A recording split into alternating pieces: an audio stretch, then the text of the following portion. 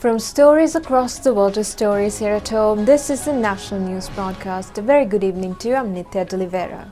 I'm Uvin Hettiarachi and here are today's headlines. The court grants permission to the police to detain and interrogate 4 suspects, including the wife of parliamentarian Rishad Badruddin. 8.4 million doses of the COVID vaccine have already been inoculated on the Sri Lankan public. A complaint has been submitted to the CID stating that teacher principal protest has paved the way for a corona wave.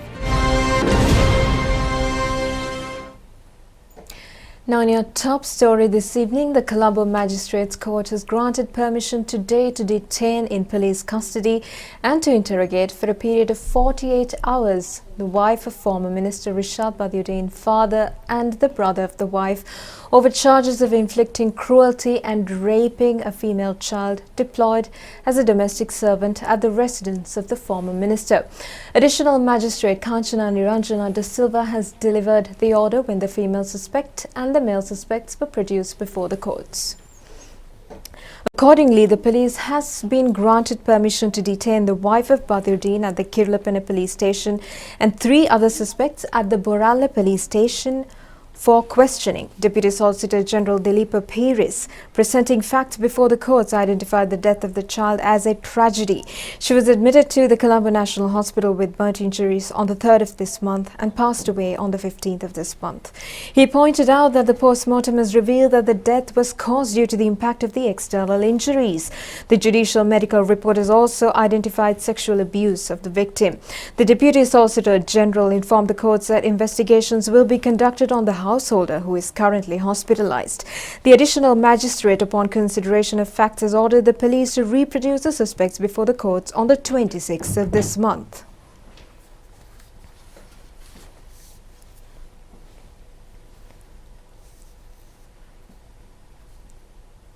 Yesterday, 3 persons, including the wife of ex-minister Rishad Badruddin, the minister's father-in-law and another person, were arrested by investigation teams who are conducting investigation into the death of 16-year-old girl who was a domestic servant at the residence of ex-minister Rishad Badruddin.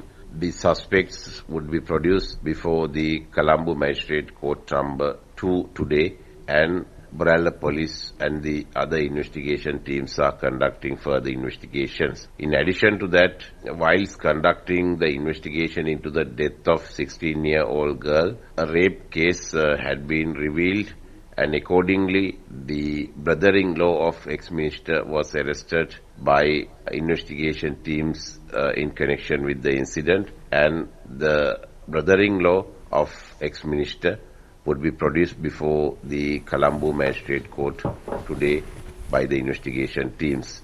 Further investigations are underway.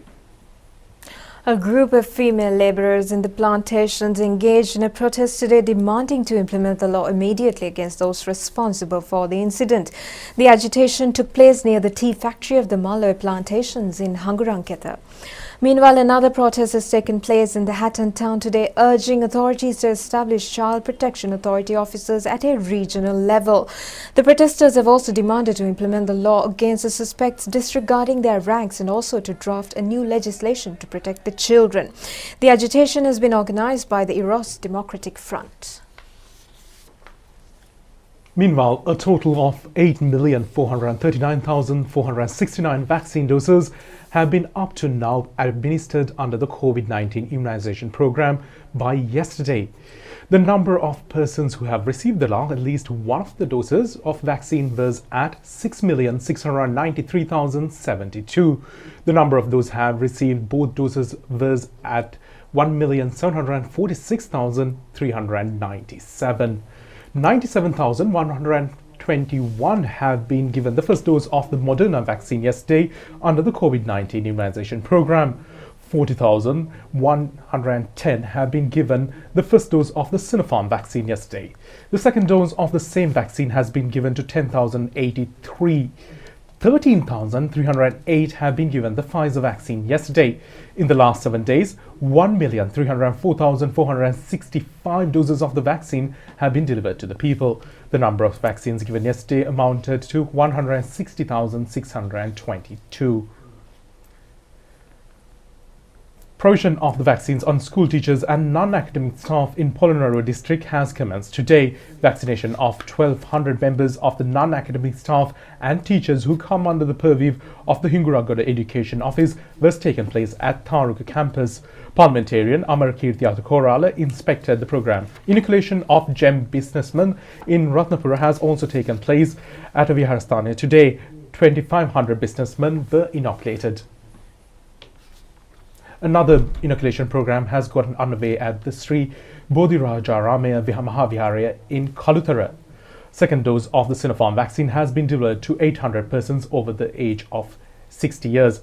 1,220 COVID-19 patients were detected from the country today. Meanwhile, 957 patients left the hospitals today following recovery.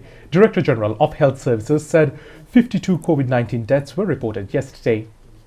The police say that 121 persons have been taken into custody during the last 24 hours for violating quarantine regulations. Accordingly, a total of 51,859 persons have been arrested thus far for such violations. The People's Organization for Justice has submitted a complaint to the Criminal Investigation Department stating that the ongoing protests of the teachers and principals is paving the way for a massive corona wave. The complaints have pointed out that it is against the law to conduct allegations during the pandemic. The president of the Yuktiya Udesa Janata Sangvidhanaya, Danushka Dilshan Gamage, has lodged the complaint. The organization has also called upon to implement the law against the agitators under the Clause 263 of the Sri Lanka Penal Code. The education of students through online technology has been destabilized due to the teachers' strike. As an alternative to the problem, new learning methodology under the driver-in seminar concept has been introduced by a group of teachers. The program got underway from Gaul yesterday. Under the program, students who arrive at the selected playgrounds by fulfilling health guidelines are being entrusted with the opportunity of engaging in educational activities. This is the first occasion of such a program being implemented in Sri Lanka. In the first stage of the program, the syllabus of the students studying for the GCE ordinary level examinations are being covered. A study teacher named Noraj Vithanage is conducting the program. Meanwhile, teachers in North and East have taken measures to continuously engage in online teaching. Accordingly, learning programs on students in children's home in Vavuniya are being successfully conducted.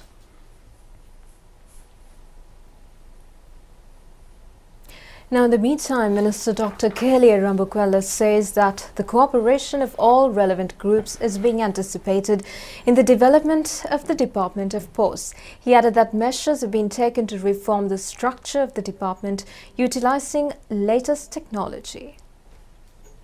Minister Dr. Kehliya Rambukwella was addressing a ceremony held in connection with the opening of a new post office in Varalagama in Harispattua this morning. The fully fledged new post office is located in the Harispattua Pradeshiya Sabha premises.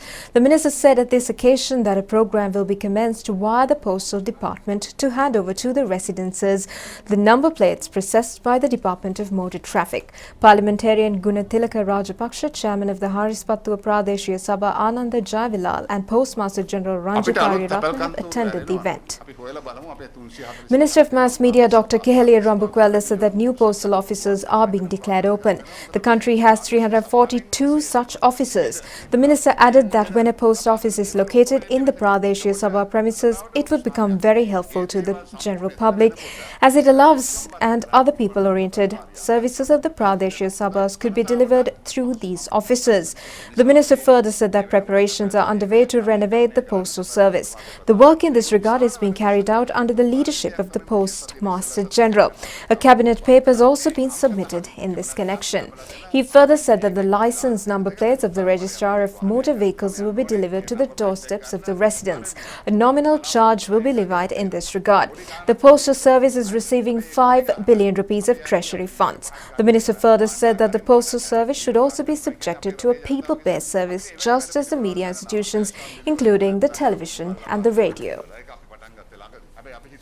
Now, the annual Asala pageant of the historic Ruhunu Maha Kataragama Devalaya concluded today with the water cutting ritual in the Manikganga. The final perahara of the festival paraded the streets yesterday. The perahara reached the Kirivehera at an auspicious moment.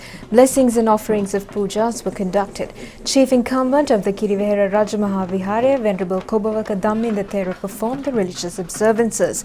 Thereafter, the Basnaika Nilame, Dishan Gunasekara and Monaragala District Secretary Gunadas Amrasinghe made a declaration on the successful conclusion of the perahara. The procession returned to the Kataragaba Mahadevalaya and engaged in rituals at the Valyama Devalaya. It has once again returned to the Mahadevalaya as the Perahara festival came to an end.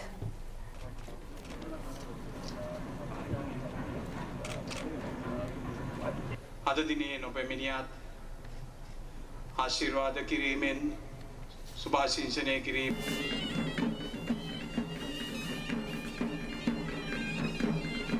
The water cutting ceremony at the Manikganga was conducted this morning.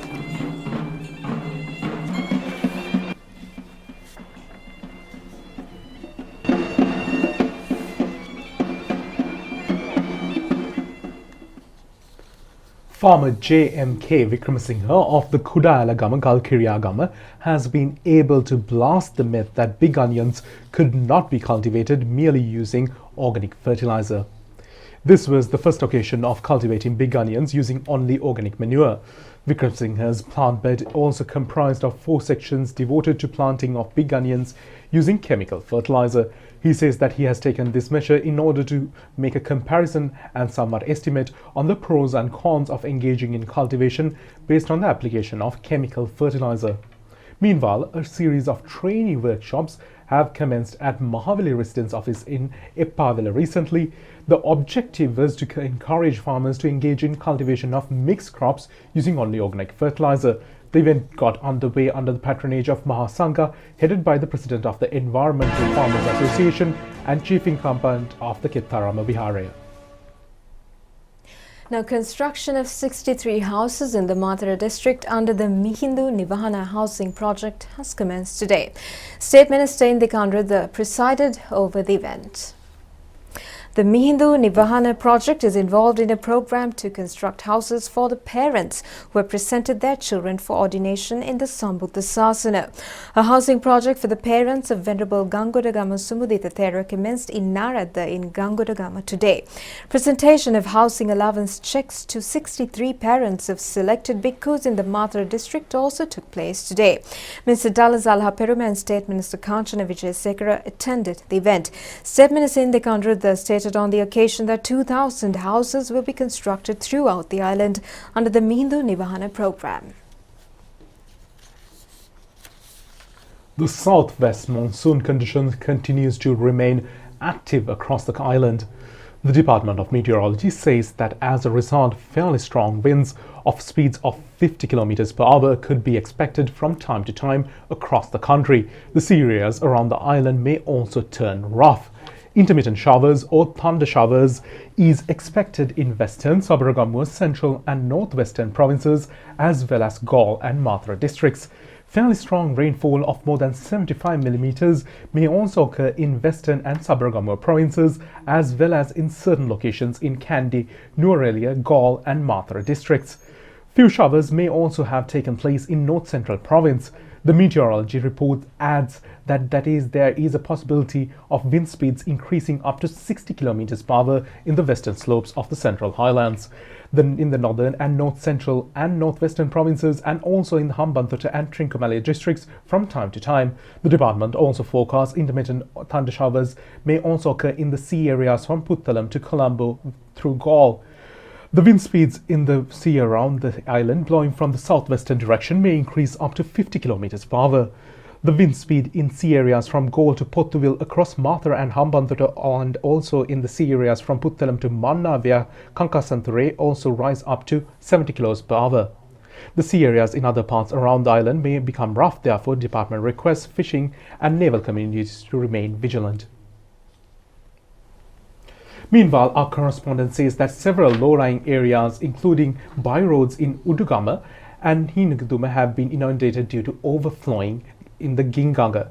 Has heavy downpour lash Gaul. Vehicle traffic has been obstructed due to the Mabodiwata Udugama Nelua road coming underwater. Now, the 21st death anniversary of former General Secretary of the Sri Lanka Freedom Party, Dharma City Senate, was commemorated in Colombo and Varakapula today.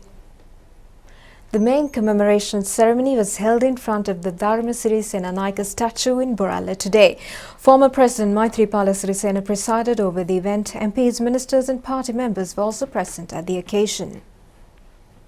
A commemoration ceremony was conducted in front of the Dharma City Senate statue in Varakapula town today. Chairman of the Varakapula Pradeshia Sabha, Sarat Sumanavira, and employees of the Civil Aviation Service have also attended the event. That's it for tonight's English News Update. Thank you for joining us. Good night. Good night.